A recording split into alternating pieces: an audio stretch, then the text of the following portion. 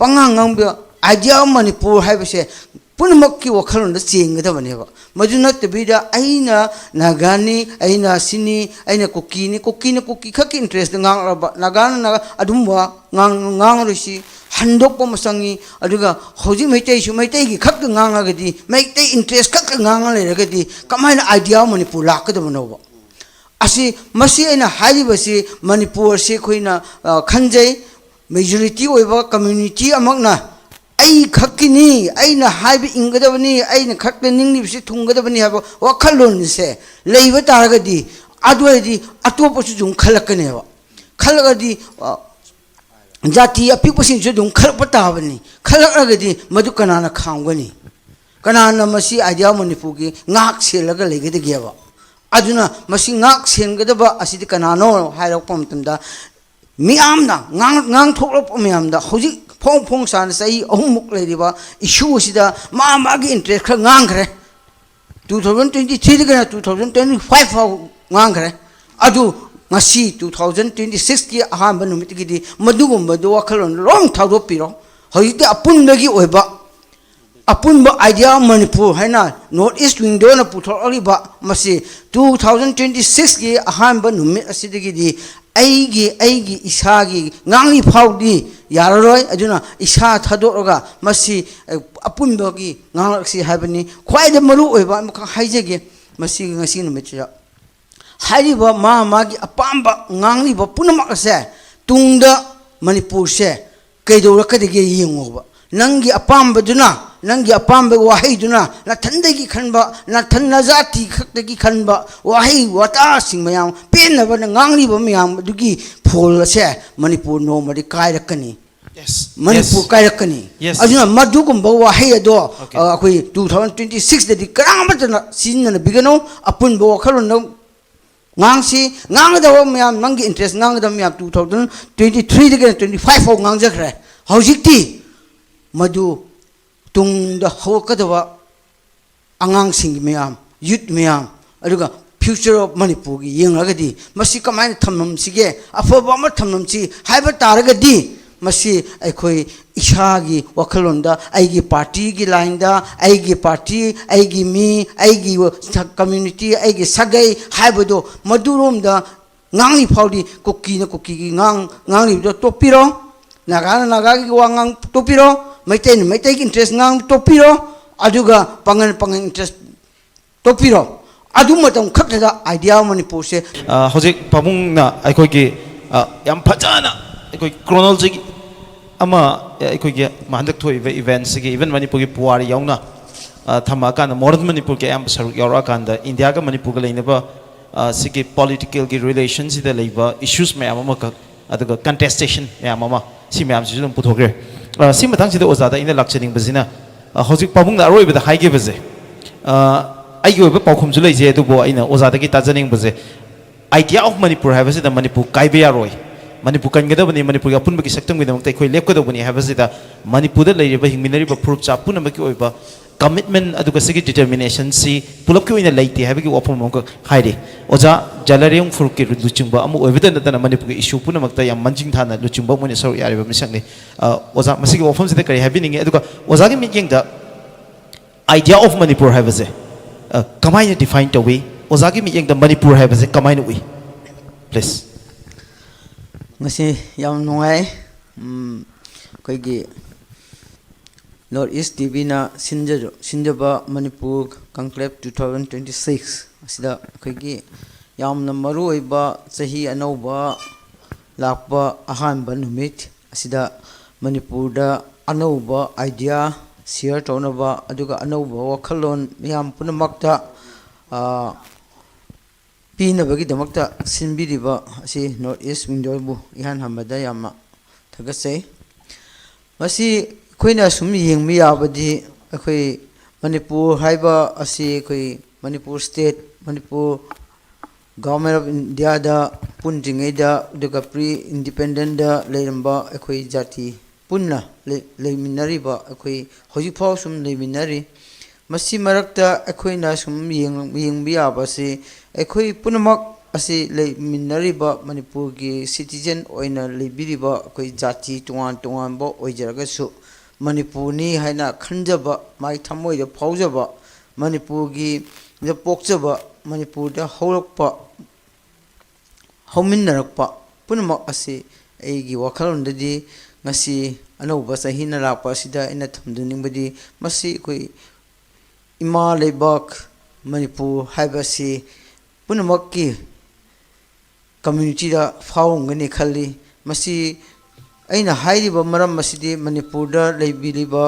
ꯑꯩꯈꯣꯏꯒꯤ ꯖꯥꯇꯤ ꯄꯨꯝꯅꯃꯛꯁꯤ ꯏꯃꯥ ꯂꯩꯕꯥꯛ ꯍꯥꯏꯕ ꯑꯃꯈꯛ ꯂꯩꯇ꯭ꯔꯗꯤ ꯑꯩꯈꯣꯏ ꯂꯩꯕꯥꯛ ꯂꯩꯇ꯭ꯔꯦꯅ ꯑꯩꯈꯣꯏꯅ ꯂꯧꯖꯩ ꯑꯗꯨꯅ ꯃꯅꯤꯄꯨꯔ ꯏꯃꯥ ꯂꯩꯕꯥꯛ ꯍꯥꯏꯅ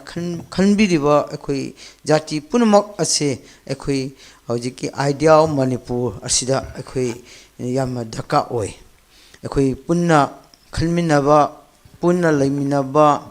ꯅꯨꯡꯁꯤ ꯆꯥꯟꯅꯕ ꯌꯨꯅꯤꯇꯤ ꯏꯟꯇꯤꯒ꯭ꯔꯤꯇꯤ ꯂꯩꯕ ꯍꯥꯏꯕꯁꯤ ꯑꯩꯈꯣꯏ ꯌꯥꯝ ꯗꯔꯀꯥꯔ ꯑꯣꯏ ꯃꯁꯤꯒꯨꯝꯕ ꯊꯝꯂꯛꯅꯕ ꯍꯣꯠꯅꯕ ꯃꯇꯝꯁꯤꯗ ꯑꯩꯈꯣꯏ ꯍꯧꯖꯤꯛ ꯀꯔꯤ ꯗꯔꯀꯥꯔ ꯑꯣꯏ ꯌꯥꯝꯅ ꯃꯃꯥꯡꯒꯤ ꯍꯥꯏꯗ꯭ꯔꯁꯨ ꯍꯧꯖꯤꯛ ꯑꯩꯈꯣꯏ ꯐꯣꯡ ꯐꯣꯡ ꯁꯥꯔꯤꯕ ꯑꯩꯈꯣꯏ ꯃꯔꯛꯇ ꯗꯤꯐ꯭ꯔꯦꯟꯁ ꯑꯣꯄꯤꯅꯤꯌꯟ ꯂꯥꯛꯄ ꯂꯩꯃꯤꯟꯅꯔꯤꯕ ꯍꯤꯡꯃꯤꯟꯅꯔꯤꯕ ꯆꯍꯤ ꯂꯤꯁꯤꯡ ꯀꯌꯥ ꯍꯤꯡꯃꯤꯟꯅꯔꯤꯕ ꯑꯩꯈꯣꯏ ꯀꯝꯃ꯭ꯌꯨꯅꯤꯇꯤ ꯃꯔꯛ ꯑꯁꯤꯗ ꯑꯩꯈꯣꯏ ꯗꯤꯐ꯭ꯔꯦꯟꯁ ꯑꯣꯄꯤꯅꯤꯌꯟ ꯂꯩꯕꯒꯨꯝꯅ ꯑꯩꯈꯣꯏ ꯎꯅꯔꯛꯂꯤꯕ ꯊꯃꯣꯏꯗ ꯐꯥꯎꯅꯔꯤꯕ ꯄꯨꯝꯅꯃꯛ ꯑꯁꯤ ꯃꯥꯡꯍꯟꯕ ꯑꯃ ꯆꯪꯏ ꯃꯁꯤ ꯃꯥꯡꯍꯟꯕ ꯆꯪꯕꯁꯤꯗ ꯀꯔꯤ ꯗꯔꯀꯥꯔ ꯑꯣꯏꯒꯦ ꯍꯥꯏꯕ ꯃꯇꯝꯁꯤꯗ ꯉꯁꯤꯒꯤꯗ ꯑꯩꯗ ꯊꯝꯖꯅꯤꯡꯕꯗꯤ ꯑꯩꯈꯣꯏ ꯍꯧꯖꯤꯛ ꯂꯩꯔꯤꯕ ꯑꯩꯈꯣꯏꯒꯤ ꯁꯣꯁꯤꯌꯦꯜ ꯂꯤꯗꯔꯁꯤꯡ ꯍꯥꯏꯇꯥꯔꯦ ꯁꯣꯁꯤꯌꯦꯜ ꯋꯥꯔꯀꯔꯁꯤꯡ ꯑꯗꯨꯒ ꯄꯣꯂꯤꯇꯤꯁꯤꯌꯟꯁꯤꯡ ꯂꯤꯗꯔꯁꯤꯡ ꯖꯥꯇꯤ ꯇꯣꯉꯥꯟ ꯇꯣꯉꯥꯟꯕ ꯅꯥꯒꯥꯗ ꯂꯩꯔꯤꯕ ꯀꯨꯀꯤꯗ ꯂꯩꯔꯤꯕ ꯑꯩꯈꯣꯏ ꯃꯩꯇꯩꯗ ꯂꯩꯔꯤꯕ ꯃꯩꯇꯩ ꯄꯥꯡꯒꯟꯗ ꯂꯩꯔꯤꯕ ꯂꯤꯗꯔ ꯃꯌꯥꯝ ꯁꯣꯁꯤꯌꯦꯜ ꯋꯥꯔꯀꯔ ꯃꯌꯥꯝ ꯑꯗꯨꯒ ꯃꯔꯩꯕꯥꯛꯀꯤ ꯅꯨꯡꯁꯤꯖꯕ ꯃꯌꯥꯝꯗ ꯑꯩꯅ ꯊꯝꯖꯅꯤꯡꯕ ꯄꯣꯏꯟꯗꯤ ꯑꯩꯈꯣꯏ ꯍꯧꯖꯤꯛꯇꯤ ꯏꯁꯥ ꯏꯁꯥꯒꯤ ꯑꯄꯥꯝꯕꯗ ꯋꯥ ꯉꯥꯡꯕꯁꯤꯅ ꯆꯨꯝꯃꯔꯣꯏꯅ ꯈꯜꯂꯤ ꯌꯥꯝꯅ ꯂꯨꯔꯕ ꯇꯥꯡꯀꯛ ꯂꯥꯛꯄ ꯃꯅꯤꯄꯨꯔ ꯑꯁꯤꯗ ꯏꯁꯥ ꯏꯁꯥꯒꯤ ꯋꯥꯈꯜꯂꯣꯟꯒꯤ ꯑꯩꯒꯤ ꯑꯄꯥꯝꯕꯒꯤ ꯋꯥ ꯉꯥꯡꯕꯁꯦ ꯑꯩꯈꯣꯏ ꯍꯟꯕ ꯆꯨꯝꯒꯅꯤ ꯍꯌꯦ ꯑꯄꯨꯟꯕ ꯃꯅꯤꯄꯨꯔꯒꯤ ꯋꯥꯈꯜꯂꯣꯟꯗ ꯉꯥꯡꯂꯛꯄ ꯃꯇꯝ ꯈꯛꯇꯗ ꯑꯩꯈꯣꯏ ꯃꯅꯤꯄꯨꯔꯒꯤ ꯑꯥꯏꯗꯤꯌꯥ ꯑꯣꯐ ꯃꯅꯤꯄꯨꯔ ꯍꯥꯏꯕꯁꯤ ꯂꯥꯛꯀꯅꯤ ꯃꯔꯝꯗꯤ ꯑꯩꯅ ꯊꯝꯖꯔꯤꯕ ꯄꯣꯏꯟ ꯑꯁꯤꯗꯤ ꯑꯩꯈꯣꯏ ꯃꯁꯤ ꯀꯩꯒꯤꯗꯃꯛꯇꯅꯣ ꯑꯩꯒꯤ ꯋꯥ ꯉꯥꯡꯂꯣꯔꯤꯁꯤ ꯍꯥꯏꯕꯁꯤ ꯅꯥꯒꯥꯅ ꯅꯥꯒꯥꯒꯤ ꯏꯟꯇꯔꯦꯁꯇ ꯈꯛꯇꯗ ꯉꯥꯡꯂꯛꯂꯕ ꯑꯗꯨꯒ ꯀꯨꯀꯤꯅ ꯀꯨꯀꯤ ꯊꯥꯗꯧꯒꯤ ꯏꯟꯇꯔꯦꯁ ꯈꯛꯇꯗ ꯉꯥꯡꯂꯛꯂꯕ ꯃꯩꯇꯩꯅ ꯃꯩꯇꯩ ꯈꯛꯀꯤ ꯉꯥꯡꯂꯛꯂꯕ ꯄꯥꯡꯒꯟꯅ ꯄꯥꯡꯒꯟ ꯈꯛꯀꯤ ꯏꯟꯇꯔꯦꯁ ꯉꯥꯡꯂꯛꯂꯕ ꯃꯗꯨ ꯀꯩꯒꯤꯗꯃꯛꯇ ꯉꯥꯡꯂꯛꯄꯅꯣ ꯍꯥꯏꯕꯁꯤ ꯃꯌꯥꯝ ꯃꯅꯤꯄꯨꯔ ꯄ꯭ꯔꯖꯥ ꯄꯨꯝꯅꯃꯛꯅ ꯈꯪꯐꯝ ꯊꯣꯛꯑꯦꯕ ꯀꯩꯒꯤꯅꯣ ꯃꯁꯤ ꯉꯥꯡꯂꯛꯏꯁꯦ ꯊꯥꯏꯅ ꯃꯃꯥꯡꯉꯩꯗ ꯑꯩꯈꯣꯏ ꯂꯤꯁꯤꯡ ꯀꯌꯥ ꯑꯩꯈꯣꯏ ꯄꯨꯟꯅ ꯍꯤꯡꯃꯤꯟꯅꯔꯤꯉꯩꯗ ꯉꯥꯡꯂꯛꯇ꯭ꯔꯒ ꯍꯧꯖꯤꯛꯅ ꯑꯩꯈꯣꯏ ꯌꯥꯝ ꯆꯥꯎꯈꯠꯂꯕ ꯃꯇꯝꯁꯤꯗ ꯌꯥꯝꯅ ꯏꯟꯗꯤꯌꯥꯗ ꯄꯨꯜꯂꯕ ꯃꯇꯨꯡꯗ ꯌꯥꯝ ꯆꯥꯎꯈꯠꯂꯕ ꯍꯧꯖꯤꯛꯁꯦ ꯃꯅꯤꯄꯨꯔꯒꯤ ꯌꯥꯝ ꯇꯉꯥꯏꯐꯗꯕ ꯄꯨꯟꯅ ꯍꯤꯡꯃꯤꯟꯅꯔꯒ ꯃꯅꯤꯄꯨꯔ ꯁꯦꯝꯒꯠꯀꯗꯕ ꯃꯇꯝꯁꯤꯗ ꯑꯩꯒꯤ ꯋꯥꯈꯜꯂꯣꯟ ꯊꯣꯛꯂꯤꯕ ꯑꯁꯤ ꯄꯨꯝꯅꯃꯛ ꯑꯁꯦ ꯃꯁꯤ ꯀꯩꯒꯤꯗꯃꯛꯅꯣ ꯍꯥꯏꯕ ꯃꯇꯝꯗ ꯉꯥꯡꯂꯤꯕ ꯍꯧꯖꯤꯛ ꯑꯩꯈꯣꯏ ꯃꯤꯌꯥꯝꯅ ꯉꯥꯡꯉꯤ ꯄꯣꯂꯤꯇꯤꯁꯤꯌꯟ ꯃꯌꯥꯝꯁꯨ ꯉꯥꯡꯉꯤ ꯑꯗꯨꯒ ꯑꯩꯈꯣꯏ ꯄꯦꯅꯦꯂꯤꯁ ꯃꯌꯥꯝꯁꯨ ꯉꯥꯡꯂꯤ ꯁꯣꯁꯤꯌꯦꯜ ꯋꯥꯔꯀꯔ ꯂꯤꯗꯔ ꯃꯌꯥꯝꯁꯨ ꯉꯥꯡꯉꯤ ꯑꯗꯨ ꯉꯥꯡꯂꯤꯕꯗꯣ ꯀꯅꯥꯒꯤꯗꯃꯛ ꯉꯥꯡꯂꯤꯕꯅꯣ ꯃꯅꯤꯄꯨꯔꯒꯤꯗꯃꯛꯇ ꯉꯥꯡꯂꯤꯕ꯭ꯔꯥ ꯑꯩꯈꯣꯏ ꯀꯝꯃ꯭ꯌꯨꯅꯤꯇꯤ ꯑꯃꯈꯛꯀꯤ ꯏꯟꯇꯔꯦꯁꯇ ꯉꯥꯡꯂꯤꯕ꯭ꯔꯥ ꯃꯁꯤ ꯑꯩꯈꯣꯏ ꯈꯪꯐꯝ ꯑꯃ ꯆꯪꯉꯦꯕꯀꯣ ꯃꯁꯤ ꯈꯪꯗ꯭ꯔꯗꯤ ꯄꯉꯥꯡ ꯉꯥꯡꯕ ꯑꯥꯏꯗꯤꯌꯥ ꯑꯣꯐ ꯃꯅꯤꯄꯨꯔ ꯍꯥꯏꯕꯁꯦ ꯄꯨꯝꯅꯃꯛꯀꯤ ꯋꯥꯈꯜꯂꯣꯟꯗ ꯆꯦꯟꯒꯗꯕꯅꯦꯕ ꯃꯗꯨ ꯅꯠꯇꯕꯤꯗ ꯑꯩꯅ ꯅꯥꯒꯥꯅꯤ ꯑꯩꯅ ꯁꯤꯅꯤ ꯑꯩꯅ ꯀꯨꯀꯤꯅꯤ ꯀꯨꯀꯤ ꯈꯛꯀꯤ ꯏꯟꯇꯔꯦꯁꯇ ꯉꯥꯡꯂꯛꯑꯕ ꯅꯥꯒꯥꯅ ꯑꯗꯨꯝꯕ ꯉꯥꯡꯂꯣꯏꯁꯤ ꯍꯟꯗꯣꯛꯄ ꯑꯃ ꯆꯪꯉꯤ ꯑꯗꯨꯒ ꯍꯧꯖꯤꯛ ꯃꯩꯇꯩꯁꯨ ꯃꯩꯇꯩꯒꯤ ꯈꯛꯇ ꯉꯥꯡꯂꯒꯗꯤ ꯃꯩꯇꯩ ꯏꯟꯇꯔꯦꯁ ꯈꯛꯇ ꯉꯥꯡꯉ ꯂꯩꯔꯒꯗꯤ ꯀꯃꯥꯏꯅ ꯑꯥꯏꯗꯤꯌꯥ ꯑꯣꯐ ꯃꯅꯤꯄꯨꯔ ꯂꯥꯛꯀꯗꯕꯅꯣꯕ ꯃꯁꯤ ꯑꯩꯅ ꯍꯥꯏꯔꯤꯕꯁꯤ ꯃꯅꯤꯄꯨꯔꯁꯤ ꯑꯩꯈꯣꯏꯅ ꯈꯟꯖꯩ ꯃꯦꯖꯣꯔꯤꯇꯤ ꯑꯣꯏꯕ ꯀꯝꯃ꯭ꯌꯨꯅꯤꯇꯤ ꯑꯃꯛꯅ ꯑꯩ ꯈꯛꯀꯤꯅꯤ ꯑꯩꯅ ꯍꯥꯏꯕ ꯏꯟꯒꯗꯕꯅꯤ ꯑꯩꯅ ꯈꯛꯇ ꯅꯤꯡꯂꯤꯕꯁꯤ ꯊꯨꯡꯒꯗꯕꯅꯤ ꯍꯥꯏꯕ ꯋꯥꯈꯜꯂꯣꯟꯁꯦ ꯂꯩꯕ ꯇꯥꯔꯒꯗꯤ ꯑꯗꯨ ꯑꯣꯏꯔꯗꯤ ꯑꯇꯣꯞꯄꯁꯨ ꯑꯗꯨꯝ ꯈꯜꯂꯛꯀꯅꯦꯕ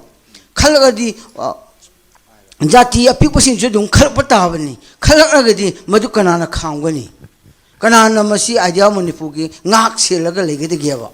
ꯑꯗꯨꯅ ꯃꯁꯤ ꯉꯥꯛ ꯁꯦꯟꯒꯗꯕ ꯑꯁꯤꯗꯤ ꯀꯅꯥꯅꯣ ꯍꯥꯏꯔꯛꯄ ꯃꯇꯝꯗ ꯃꯤꯌꯥꯝꯅ ꯉꯥꯡꯊꯣꯛꯂꯛꯄ ꯃꯌꯥꯝꯗ ꯍꯧꯖꯤꯛ ꯐꯣꯡ ꯐꯣꯡ ꯁꯥꯅ ꯆꯍꯤ 3ꯃꯨꯛ ꯂꯩꯔꯤꯕ ꯏꯁꯨ ꯑꯁꯤꯗ ꯃꯥꯒꯤ ꯏꯟꯇꯔꯦꯁ ꯈꯔ ꯉꯥꯡꯈ꯭ꯔꯦ 2023 2025 ꯐꯥꯎ ꯉꯥꯡꯈ꯭ꯔꯦ ꯑꯗꯨ ngasi 2026 ki ahamba numit ki di madugumba do wakhalon long thado piro hoite apun bagi oiba apun ba idea manipur haina north east window na puthor ali ba masi 2026 ki ahamba numit asidigi di aigi isagi ngangli phawdi yararoi aduna isa thadoroga masi apun bagi nganglaksi habani khwaide maru oiba amka haijege masi ngasi numit cha हाइरिबा मागी अपाम्बा ngangliba punamak se tungda manipur se kaidorakadige yengoba nangi apamba duna nangi apamba wahai duna na thandagi khanba na thanna jati khaktagi khanba wahai wata sing mayam penaba na ngangliba mayam dugi phol se manipur no mari kairakani Yes. manipur kairakani aduna madugumba wahai ado akoi 2026 da di karamata sinna bigano apun bo khalon ngangsi ngangdawa myam nangi interest ngangda myam 2023 dege 25 fo ngangjakre hojikti madu tungda hokadawa angang sing myam youth myam aduga future of manipur gi yengragadi masi kamaina thamnam sige afoba ma thamnam chi haiba taragadi masi aikhoi ishagi wakhalonda aigi party gi line da aigi party aigi mi aigi community aigi sagai haibodo madurom da ngangi phawdi kokki na kokki gi ngangi do topiro naga gi wangang topiro maitai gi interest ngang topiro aduga pangan interest topiro adu matam khakda idea manipur se thaina ipai puna semok iba manipur se ing tamal lai share gadi 2026 tegidi ai pamani niam da tari bopnamo manipur gi parja punamak ta appeal to risidi isha thadorga manipur interest common interest da ngangbiu have a peace and thank you very much yam powerful of a statement ne kanglup jati khudingmakna aikogi magi maromdom gi oiba exclusive interest wafam mayam ma thambasina manipur kaina bagi maram natana atopa lambi ho bai khogi tungam chata leiroi haba wafam sima ya mention thabi